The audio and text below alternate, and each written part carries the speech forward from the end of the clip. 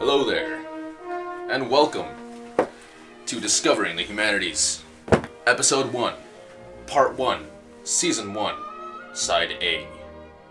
Tonight, we'll be delving into the Renaissance. When was it? What was it? What does it mean? What are the lasting effects of the Renaissance on our modern-day world? Who were the famous artists of the Renaissance? Michelangelo, Donatello, Raphael, Da Vinci. So I just answered that question, but that's besides the point. Was Michelangelo gay? Who were the Medicis? In fact, who were the Medicis? I don't know. And what is this? Shocking. The term Renaissance comes from the Italian word for rebirth. It came to describe the age of the Renaissance, which was an age of intellectual depth and humanist thinking. Artists and philosophical thinkers of the time strove to understand humanity and its place in the natural world. I spoke with the premier expert on the Renaissance. He is a professor at Modesto Junior College, so it's not that great of a distinction. His name is Dr. Alberto Lopez McGee. We sat down in his Modesto Junior College office to discuss the Renaissance. I had many questions to ask him. So, tell me about the Renaissance. When was it? The Renaissance was a cultural movement that spanned from the 14th century to the 17th century. Interesting. It began in Italy sometime during the late Middle Ages. You don't say. The Renaissance included linear perspective and other forms of art in their paintings. That's so interesting. The Renaissance sparked a period of philosophical enlightenment.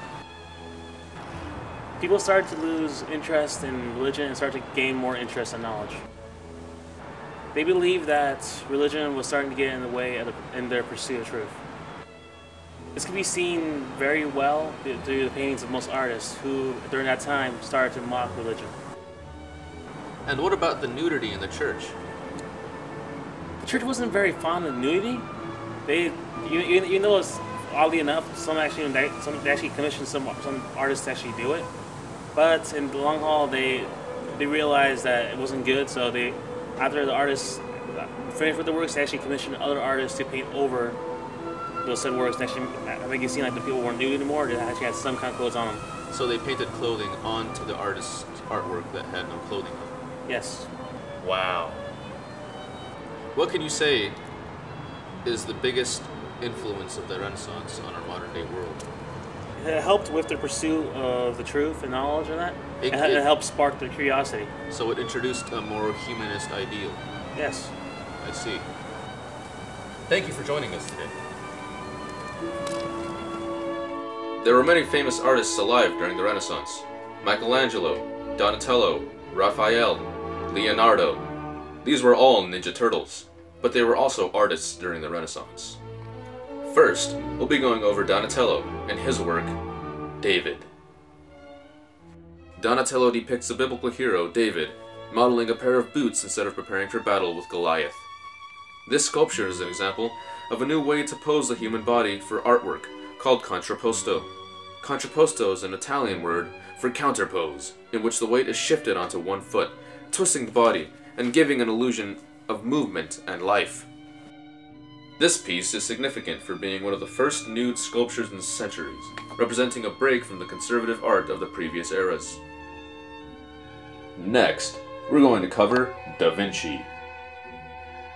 He is known best as an artist, but he was much more than that. He was a scientific thinker, a philosopher, an engineer, and an artist. Da Vinci was basically what we would call today a Renaissance man, capable of many things and knowledgeable in many fields. He is a jack of all trades. The Mona Lisa is an intriguing piece. What makes it so eye-catching? Part of the intrigue is that the Mona Lisa is fairly ambiguous, and that's because Da Vinci used elements of his own face when painting her. Yes, that means Mona Lisa is a man/woman/thing. But more importantly, we're going to focus on Da Vinci's Last Supper. There are many mysteries and controversies surrounding this piece. Why is John the Baptist a girl? Or at least looks like one. Why does it look like he's holding Jesus' hand beneath the table? Da Vinci prioritized artistic exploration and mockery of the church over what he was commissioned to do in this piece.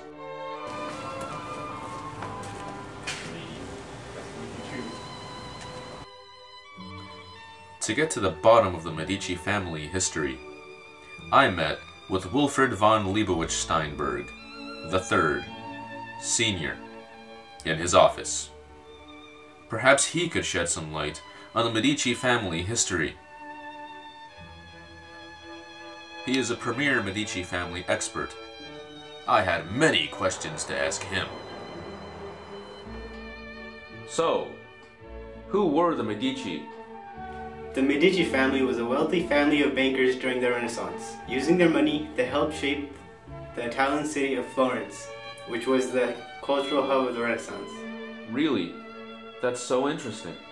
Please do go on. They influenced everything, from the design of the doors to the city baptistry, to paying off artists to include them in their pieces. Really? Yes. This led to a member of the Medici family appearing at the feet of Jesus during his crucifixion. This shows how crazy the Renaissance was. Wow. Exactly. Thank you for joining us today.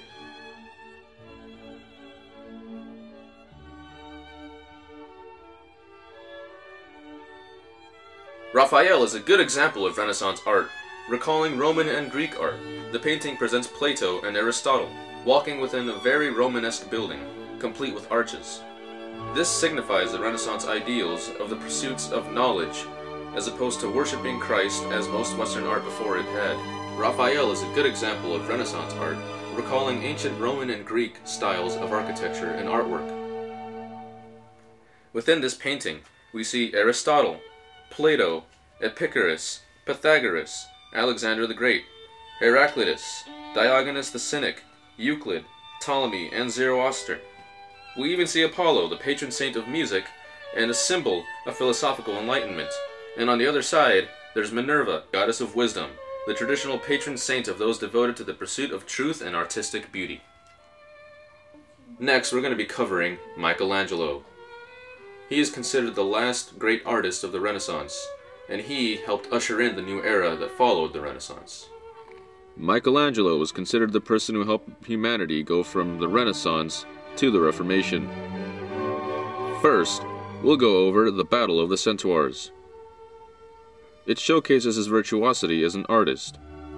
It also symbolizes his struggle between reason and passion. There is also the Pietà, which shows no serious emotions from Mary. Mary is bigger than Jesus, and Mary looks younger than him. One of Michelangelo's most famous pieces is his own David. David is completely naked, and in his pose, he looks like he's about to eat an apple instead of fight Goliath. We'll be looking at the Sistine Chapel, which is basically a bunch of naked guys inside a church. We'll be looking closely at the Sistine Chapel's creation of Adam.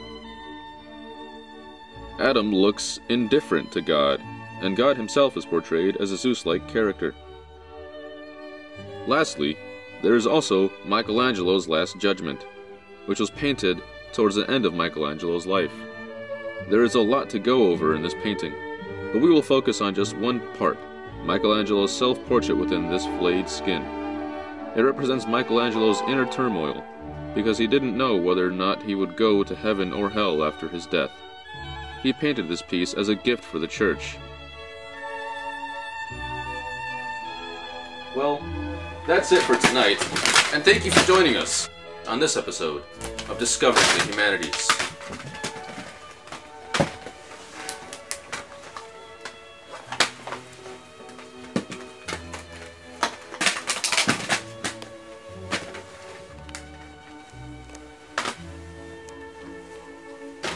Good night.